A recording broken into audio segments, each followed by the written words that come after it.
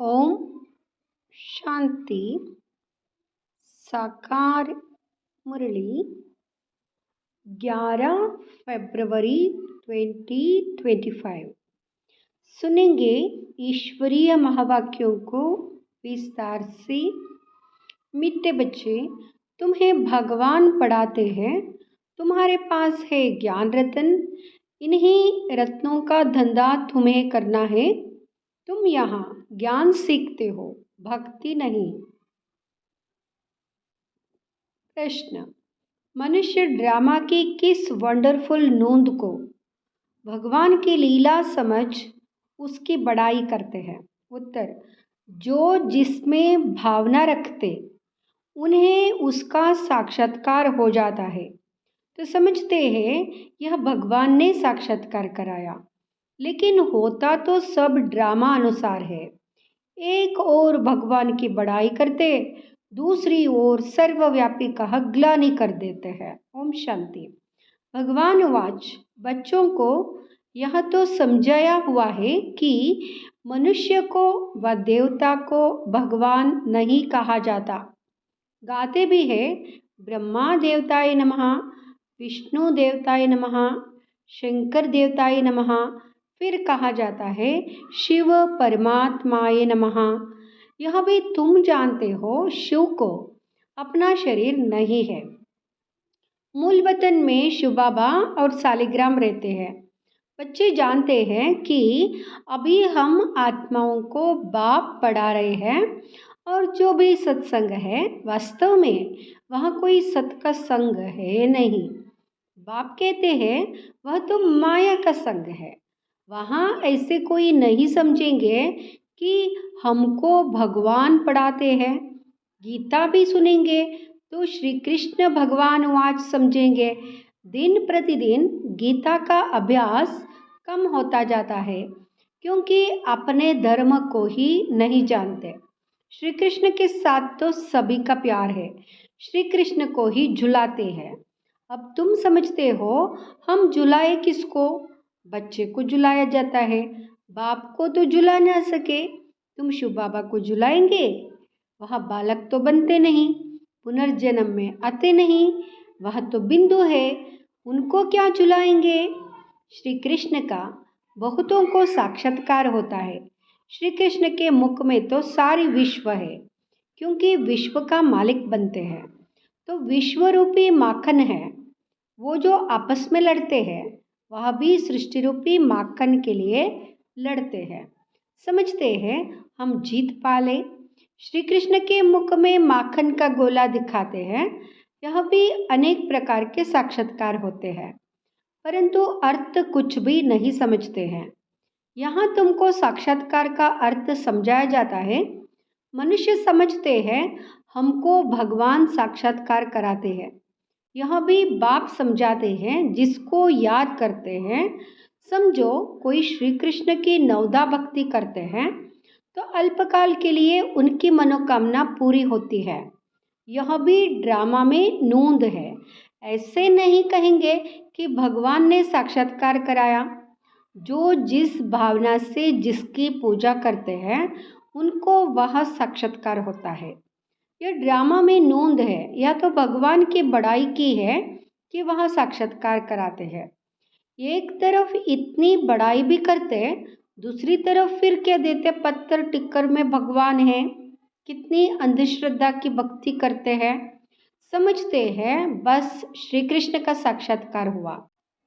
श्री कृष्णपुरी में हम जरूर जाएंगे, परंतु श्री कृष्णपुरी आए कहाँ से?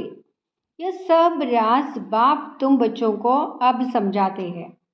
श्री कृष्णपुरी की स्थापना हो रही है। यहाँ है कंसपुरी। कंस, अकासुर, बकासुर, कुंभकर्ण, रावण, यह सब असुरों के नाम है। शास्त्रों में क्या क्या बाइट लिखा है यह भी समझाना है कि गुरु दो प्रकार के हैं। एक है भक्ति मार्ग के गुरु, वह भक्ति ही सिखलाते हैं। यह बाप तो है ज्ञान का सागर, इनको सद्गुरु कहा जाता है। यहाँ कभी भक्ति नहीं सिखलाते, ज्ञान ही सिखलाते हैं। मनुष्य तो भक्ति में कितना खुश होते हैं, झांझ बजाते हैं। बनारस में तुम देखेंगे सब देवताओं के मंदिर बना दिए हैं। यह सब है भक्ति मार्ग की दुकानदारी, भक्ति का धंधा। तुम बच्चों का धंधा है ज्ञान रत्नों का। इनको भी व्यापार कहा जाता है। बाप भी रत्नों का व्यापारी है। तुम समझते हो यह रत्न कौन से है? इन बातों को समझेंगे वही जिन्होंने कल्प पहले समझा है, दूसरे समझेंगे ही नहीं। जो भी बड़े बड़े हैं वह पिछाड़ी में आकर समझेंगे, कन्वर्ट भी हुए हैं ना।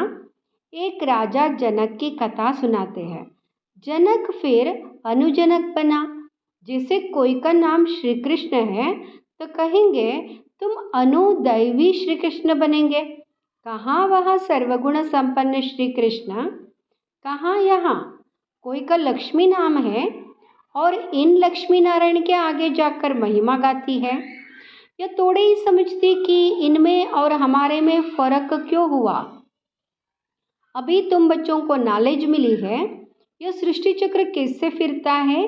तुम ही 84 जन्म लेंगे। यह चक्र अनेक बार फिरता आया है, कभी बंद नहीं हो सकता। तुम इस नाटक के अंदर एक्टर्स हो।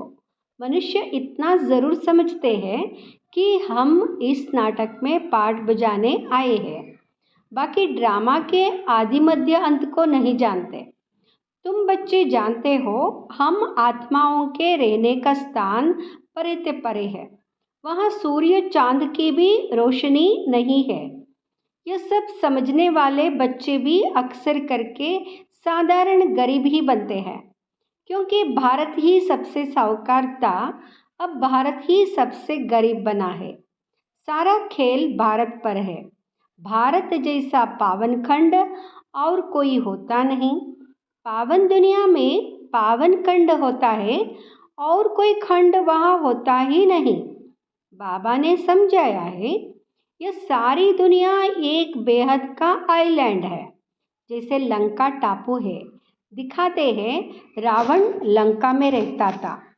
अभी तुम समझते हो रावण का राज्य तो सारी बेहद की लंका पर है। यह सारी सृष्टि समुद्र पर खड़ी है। यह टापू है, इस पर रावण का राज्य है। यह सब सीताएं रावण की जेल में है। उन्होंने तो हद की कथाएं बना दी है। यह सारी बेहद की बात, बेहद का नाटक है। उसमें ही फिर छोटे छोटे नाटक बैठ बनाए हैं। यहाँ बायोस्कोप आदि भी अभी बने हैं, तो बाप को भी समझाने में सहज होता है। बेहद का सारा ड्रामा तुम बच्चों की बुद्धि में है। मूल वतन, सूक्ष्म वतन और किसकी बुद्धि में हो ना सके। तुम जानते हो हम आत्माएं मूल वतन की रहवासी है। देवता ये है सूक्ष्म वतनवासी, उनको फरिश्ता भी कहते हैं। वहाँ हड्डी मांस का पिंजड़ा होता नहीं। यह सूक्ष्म वतन का पार्ट भी थोड़े समय के लिए है। अभी तुम आते जाते हो, फिर कभी नहीं जाएंगे। तुम आत्माएं जब मूल वतन से आती हो तो वाया सूक्ष्म वतन नहीं आती हो, सीधी आती हो। कभी वाया सूक्ष्म वतन जाती हो, अभी सूक्ष्म वतन का पार्ट है। यह सब राज बच्चों को समझाते हैं। बाप जानते हैं कि हम आत्माओं को समझा रहे हैं। साधु संत आदि कोई भी इन बातों को नहीं जानते हैं। वहाँ कभी ऐसी बातें कर ना सके। बाप ही बच्चों से बात करते हैं। आर्गन्स बिगर तो बात कर ना सके। कहते हैं मैं इस शरीर का आधार ले तुम बच्चों को पढ़ाता हूँ। तुम आत्माओं की दृष्टि भी बाप तरफ चली जाती है। यहाँ है सब नई बातें। निराकार बाप, उनका नाम है शिव बाबा। तुम आत्माओं का नाम तो आत्मा ही है। तुम्हारे शरीर के नाम बदलते हैं। मनुष्य कहते हैं परमात्मा नाम रूप से न्यारा है, परंतु नाम तो शिव कहते हैं ना। शिव की पूजा भी करते हैं, समझते एक है, करते दूसरा है। अभी तुम बाप के नाम रूप देश काल को भी समझ गए। तुम जानते हो कोई भी चीज़ नाम रूप के बिगैर नहीं हो सकती है। यह भी बड़ी सूक्ष्म समझने की बात है। बाप समझाते गायन भी है, सेकंड में जीवन मुक्ति अर्थात मनुष्य नर से नारायण बन सकते हैं, जबकि बाप हेवनली गॉडफादर है। हम उनके बच्चे बने हैं तो भी स्वर्ग के मालिक ठहरे, परंतु यह भी समझते नहीं है। बाप कहते हैं, बच्चे तुम्हारी एम ऑब्जेक्ट ही यह है, नर से नारायण बनना, राजयोगे ना। बहुतों को चतुर्भुज का साक्षात्कार होता है। इससे सिद्ध है विष्णुपुरी के हम मालिक बनने वाले हैं। तुमको मालूम है स्वर्ग में भी लक्ष्मी नारायण के तख्त के पिछाड़ी विष्णु का चित्र रखते हैं, अर्थात विष्णुपुरी में इन्हों का राज्य है। यह लक्ष्मी नारायण विष्णुपुरी के मालिक है। वहाँ है श्री कृष्णपुरी, यहाँ है कंसपुरी। ड्रामानुसार यह भी नाम रखे हुए हैं। बाप समझाते हैं, मेरा रूप बहुत सूक्ष्म है, कोई भी जान नहीं सकते। कहते हैं कि आत्मा एक स्टार है, परंतु फिर लिंग बना देते हैं, नहीं तो पूजा कैसे हो। रुद्र यज्ञ रचते हैं तो अंगूठे मिसल सालिग्राम बनाते हैं। दूसरी तरफ उनको अजब सितारा कहते हैं। आत्मा को देखने की बहुत कोशिश करते हैं, परंतु कोई भी देख नहीं सकते। रामकृष्ण विवेकानंद का भी दिखाते हैं ना, उसने देखा आत्मा उनसे निकल मेरे में समा गई। अब उनको किसका साक्षात्कार हुआ होगा? आत्मा और परमात्मा का रूप तो एक ही है। बिंदी देखा, समझते कुछ नहीं। आत्मा का साक्षात्कार तो कोई चाहते नहीं, चाहना रखते हैं कि परमात्मा का साक्षात्कार करे। वहाँ बैठा था कि गुरु से परमात्मा का साक्षात्कार करे, बस कह दिया ज्योति थी वहाँ मेरे में समा गई। इसमें ही वह बहुत खुश हो गया, समझा यही परमात्मा का रूप है। गुरु में भावना रहती है भगवान के साक्षात्कार की, समझते कुछ नहीं। भला भक्ति मार्ग में समझाए कौन?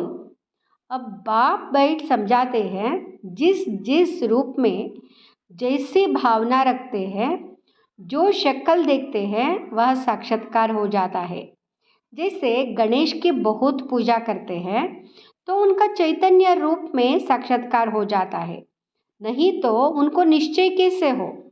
तेजोमय रूप देख समझते हैं कि हमने भगवान का साक्षात्कार किया, उसमें ही खुश हो जाते हैं। यह सब है भक्ति मार्ग, उतरती कला।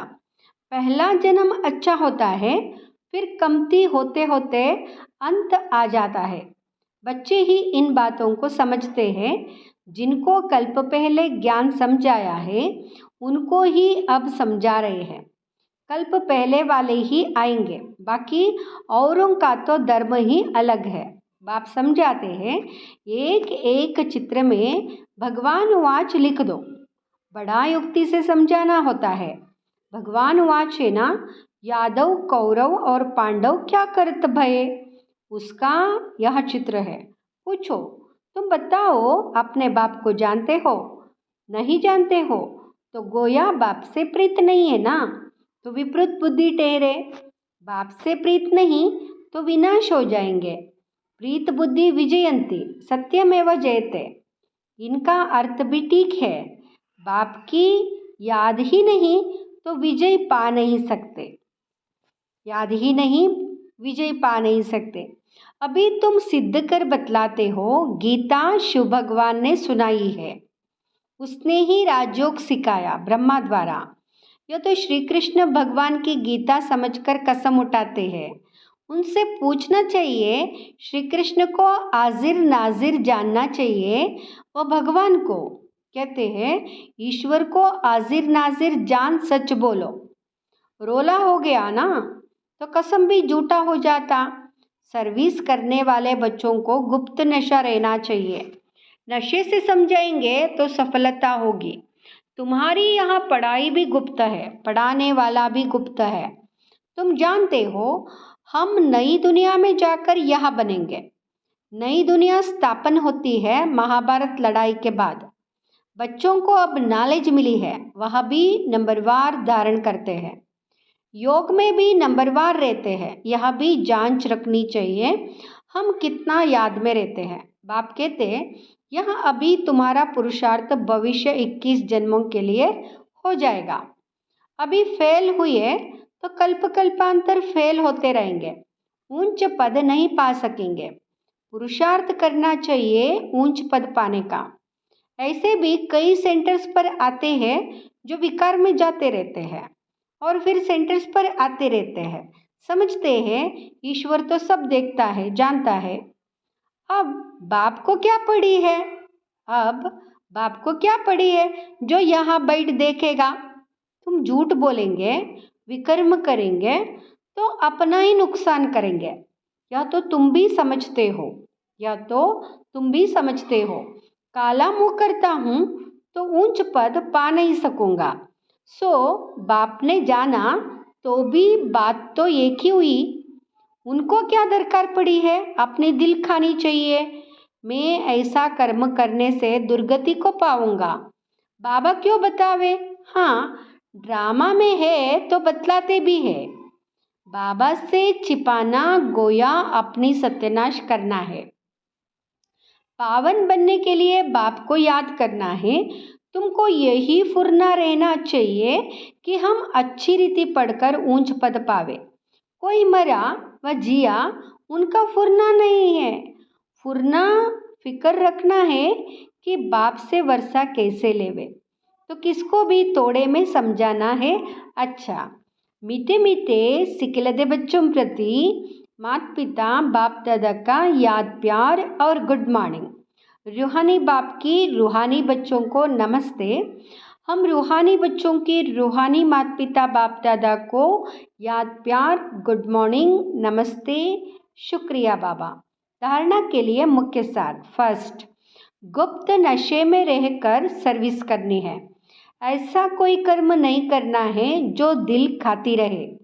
अपनी जांच करनी है कि हम कितना याद में रहते हैं। दूसरा, सदा यही फिक्र रहे कि हम अच्छी रीति पढ़कर ऊंच पद पाए। कोई भी विकर्म करके झूठ बोलकर अपना नुकसान नहीं करना है। वरदान, मनमनाभव के महामंत्र द्वारा सर्व दुखों से पार रहने वाले सदा सुख स्वरूप भाव। मनमनाभव के महामंत्र द्वारा सर्व दुखों से पार रहने वाले सदा सुख स्वरूप भाव। जब किसी भी प्रकार का दुख आए तो मंत्र ले लो, जिससे दुख भाग जाएगा। स्वप्न में भी जरा भी दुख का अनुभव ना हो। तन बीमार हो जाए, धन नीचे ऊपर हो जाए, कुछ भी हो, लेकिन दुख की लहर अंदर नहीं आनी चाहिए। जैसे सागर में लहरें आती है और चली जाती है, लेकिन जिन्हें उन लहरों में लहराना आता है वहाँ उसमें सुख का अनुभव करते हैं। लहर को जंप देकर ऐसे क्रॉस करते जैसे खेल कर रहे हैं। तो सागर के बच्चे सुख स्वरूप हो, दुख की लहर भी ना आए। स्लोगन, हर संकल्प में दृढ़ता की विशेषता को प्रैक्टिकल में लाओ तो प्रत्यक्षता हो जाएगी। ओम शांति।